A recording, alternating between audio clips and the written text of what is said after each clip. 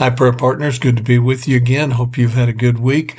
Last Friday, we were talking about the gospel according to you. And I find three words in the Bible that have helped me, that have strengthened me, that have reminded me about living that Christian life and being a witness to others. It's three words that bring comfort and peace and strength to God's children, and three words that should strike fear and terror into the hearts of those who don't know God. And three simple words: omniscience, omnipresence, and omnipotence. The three attributes of God. God's omniscience. In other words, that word omniscient means he knows everything there is to know.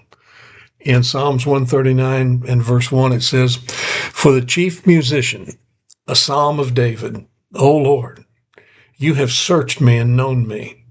You know my sitting down and my rising up. You understand my thought afar off. You comprehend my path and my laying down. You're acquainted with all my ways. For there is not a word on my tongue, but behold, O Lord, you know it altogether."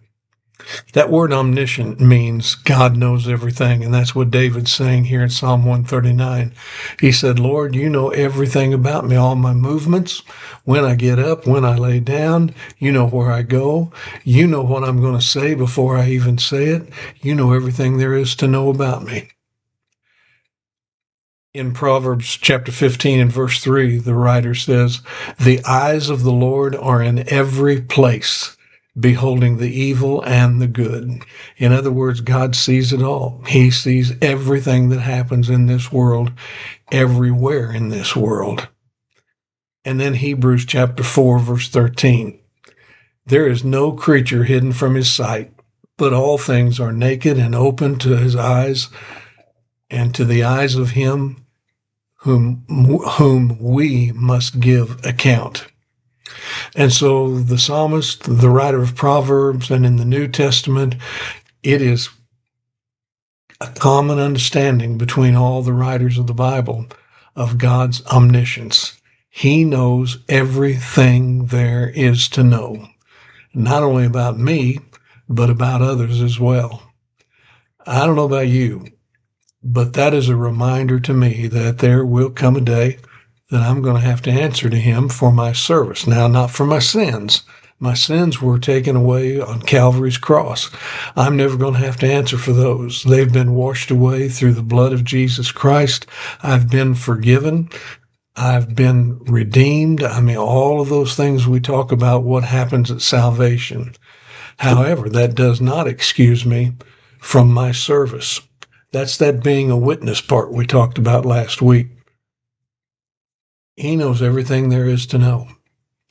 He knows why I get short-tempered with some folks and why I lose my temper. He knows the reasons when I rejoice. He knows all that stuff. He knows everything about me. My sins, my thoughts, my abilities, my resources, my inabilities, my lack of resources. He knows what I'm capable of because he's the one who has equipped me and gifted me and strengthened me to be able to do what he's called me to do. He also knows everything about my circumstances. He knows those who oppose me. He knows those who help me. He knows my physical infirmities, my illnesses, my strengths. He knows my health. He knows everything there is to know about me. What I'm thinking. I don't know about you, but again, and that's another verse in Luke chapter 6 and verse 8, I believe it is. It says he knows even our thoughts. As David and the writer of Proverbs and the writer of Hebrews all made statement there that God knows what's on my tongue. David said in Psalm 139, before I ever even say it. And my friend, that being the case and that being true, God knows everything there is to know.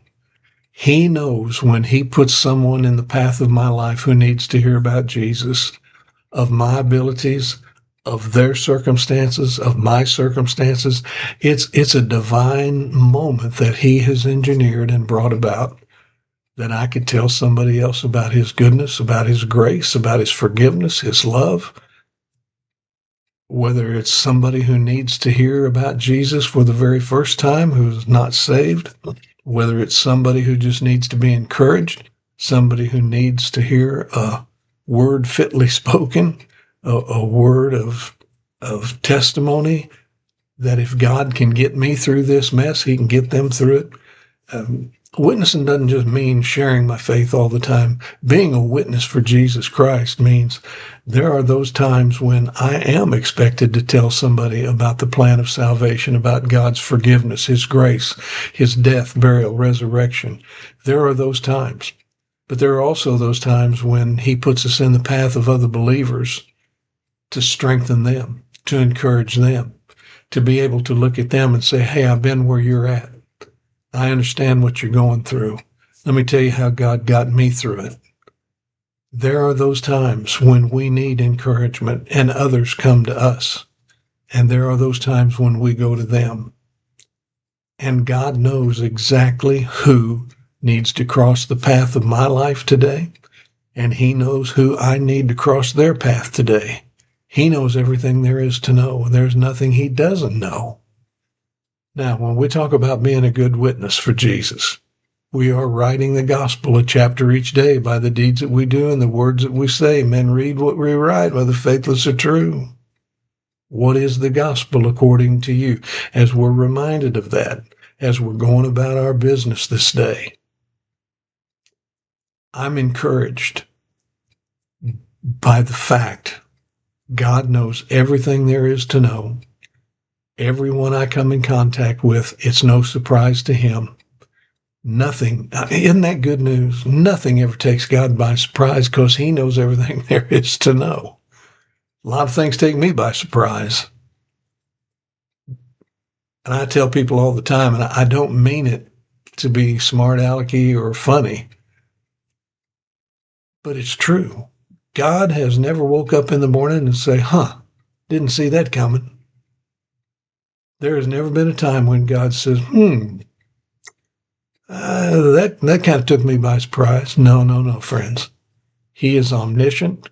He knows everything there is to know. And you're never going to surprise him with anything that happens. He knows what you're capable of.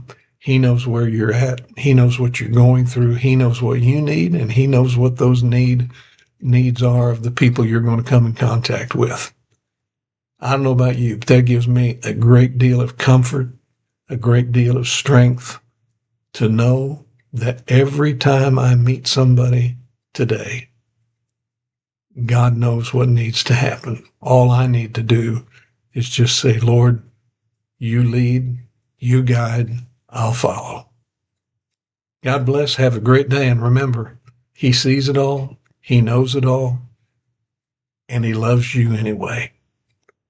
Next week, we'll talk about his omnipresence. Have a great week. Bye-bye.